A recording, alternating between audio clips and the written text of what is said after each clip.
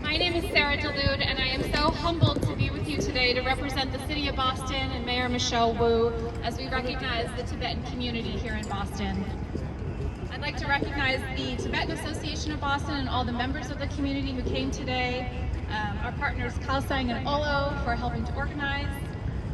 Boston is a global city, and proud of it. Here, more than 1 in 4 Bostonians were born in another country. We speak over 80 languages. We have everything from a major international airport to cultural festivals, parades, and cuisine from around the world.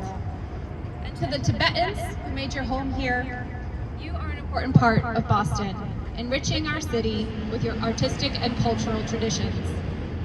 Tibetans also embody the spirit of nonviolence while speaking up for freedom and against injustice. In his recent visit to Harvard University, just over the Charles River to the north here, His Holiness the Dalai Lama spoke of the importance of love, compassion, and tolerance, and seeking peace through nonviolence. His wisdom reminds us of the ideals we strive to achieve here every day. It's in that spirit that we stand up for our shared values and celebrate this multicultural city. So with that, I'd like to turn it over to some community members who'd like to speak today. Thank you. Thank you, Sarah.